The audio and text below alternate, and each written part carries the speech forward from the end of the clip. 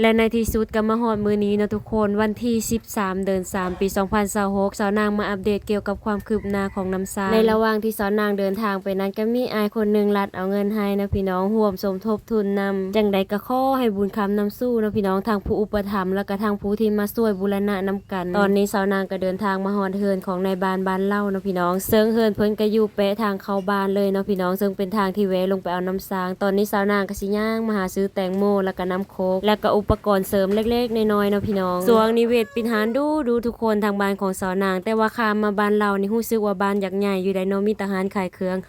ความว่าตื่นเต้นกับภารกิจครั้งแรกของสาวนางเนาะพี่น้องจอบตื่นตั้งแต่ตี4ตี5ว่าจะได้ลุกมาเกมนึ่งข้าวแล้วก็เต็มแนวอยู่แนวกินเอาไปไว้ค้ำไว้ย่อเนาะพี่น้องยามกินข้าวบ่ายตั้งแต่ว่าสาวนางผ่านไปเอาน้ำอยู่ตอนนี้จนว่าสิมืดปีเนาะพี่น้องบ่เคยเห็นอาจารย์แล้วก็นักเรียนเลยแล้วในที่สุดก็มาฮอดจุดหมายปลายทางเฮาเนาะพี่น้องเป้าหมายของเฮาก็คือบูรณะน้ำซางเปลี่ยนจากหูหางเก่าให้เป็นไม้มาฮอดก็สิเห็นอ้าย 2-3 คนเนาะพี่น้องมาทาเก็บเครื่องลงจากรถแล้วก็สิมีพ่อบ้านตามมาอีกตามหลังอีกสำหรับคลิปนี้สาวนางอยากขอบใจทางอ้ายตอมและก็เอ้ยสุขีเนาะพี่น้องที่เพิ่นมอบทุนให้มาบูรณะน้ำซางโดยให้สาวนางเป็นสะพานบุญแล้วก็มีพ่อบ้านแล้วก็มีครอบครัวของสาวนางแล้วก็ทีมงานต่างๆเนาะทุกคนมาช่วยกันอันนี้คือบ่อน้ำซางตอนที่บ่ทันบูรณะเนาะพี่น้องเซิงหลังคานี่เขาเจ้าได้สร้างมาตั้งแต่10 ปีที่แล้วตั้งแต่ว่าน้อยจนใหญ่เนาะพี่น้องสาวนางเกิดมาก็เห็นน้ำซางนี่หลายๆบ้านมากินเลยถือว่าเป็นน้ำซางที่ค้ำบ้านคูนเมืองอลีขั้นตอนเริ่มต้นเลยเขาเจ้าก็สิพากันมางหลังคาออกก่อนเนาะพี่น้องแล้วก็จังสิได้เอาไม้ดองออกตามหลังแค่ได้มางเท่าหลังคาก็รู้สึกแปลกหูแปลกตาเนาะทุกคนส่วนว่าสาวนางมื้อนี้ก็สิมารับบทเป็นเอยเลี้ยงเด้อพี่น้องเห็นหลังคาน้ำบ่อ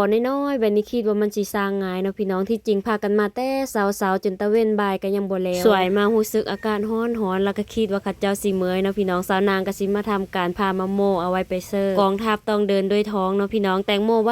านคือสิพรคลายความเมื่อยได้พอแต่ปาดแล้วเนาะพี่น้องคนที่กินเป็นคนแรกก็คือสาวนาง สำหรับคลิปก็สิยาวๆแน่เนาะพี่น้องสาวนางสิมาอัปเดตสั้นๆรอติดตามอีกคลิปต่อไปเด้อทุกคน